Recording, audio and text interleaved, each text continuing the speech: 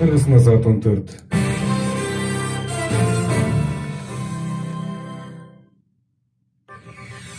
Салам радиосунда жаңылыктар.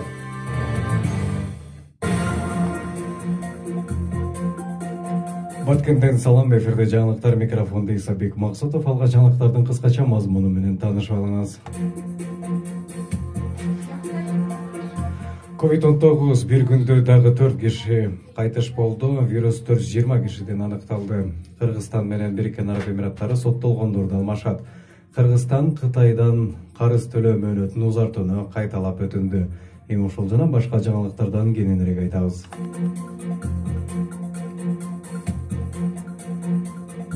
Коронавируска каршы күрөш боюнча республикалык штабтын 3 декабрдагы маалыматына караганда соңку бир сутка ичинде вирустагы 4 кишинин өмүрүн алды. Бишкек шаарында 3, Ош облусунда 1 өлүм катталды. Бир күндө вирус дагы 420 кишиден жан катталды. Марттан бери бул илдетти жугуз алгандардын расмий себи 73.933 адамды түздү. Анын 65.589 киши сакайганы айтылды. Бир күндө 400 адам ооруканалардан айыгып чыкты. Кыргызстанда пневмонияны козгой турган коронавирус аныкталган март айынан бери илдеттен кайтыш болгондордун саны Саламаттык сактоо министрлигинин жаңы эсеби менен 1281 кишиге жетти. 18 августка чейин вирустан жалпысынан 1492 кишинин өмүрү кыйылганы расмий айтылган.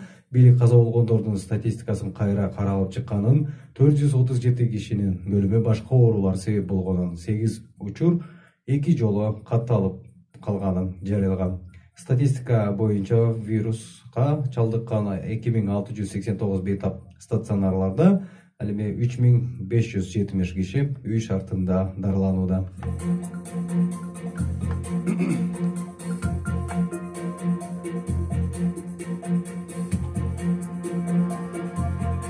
Кыргызстан менен Бириккен Араб Эмираттары соттолгондорду алмашат. Жогорку кеңеш 2 декабрдагы отурумунда соттолгон жарандарды алмаштыруу тууралуу Кыргызстандын менен Бириккен Араб Эмирлигинин ортосундагы түзүлгөн келишимдин ратификациялады. Парламент депутаттары ратификация тууралуу мыйзамды 3-чү окууда карап макулдугун берди.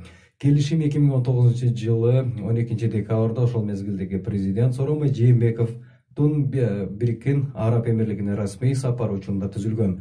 Сапардын алкагында Абу Даби шаарында түзүлүп кол коюлган. Келишимге ылайык Бириккен Араб Эмирлигинде соттолгон кыргызстандык жарандар жаза мөөнөтүн мекенинде өтөп жатышат. Соттолгон жарандарды алмашуу тууралуу Кыргызстан менен Бириккен Араб Эмирлигинин ортосунда түзүлгөн келишимди ратификациялоо тууралуу мыйзам долбоору Жогорку кеңештин 26 ноябрдагы отурумунда каралган. Бириккен Араб Эмирлигинде канча кыргызстандык жаран соттолгон тууралуу так маалымат жок.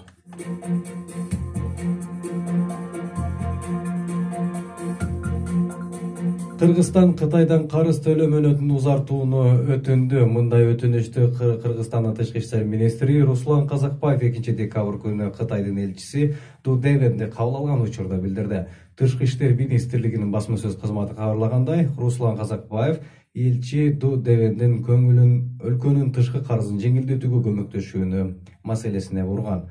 Мындан тышкары жолугушуу учурунда Кыргыз-Кытай кызматташтыгынын актуалдуулугу маселелери да каралды. Казакбаев 24 ноябрдагы кытайлык ишкерлер менен өткөн тегерек үстөлдө Кыргыз өкмөтү кытайлык ишканалардын жана ишкерлердин коопсуздугун камсыздоо үчүн керектүү чараларды көрөрүн кошумчалады. 2020 жылдын 31 августунда карата Кыргызстандын жалпы мамлекеттик карызы 4 миллиард 827 миллион долларды түзгөн. Мунун 1 миллиард 778 миллион доллары Кытайдын экспорттук импорттук банкына Эксимбанкка туура келет. Кыргызстан жыл башынан бери быйылкы төлөмдү кийинкиге жылдырып турууну Кытайдан суранып келе жатат. Азырынча андан жыйынтык чыкканы тууралуу маалымат таратыла элек.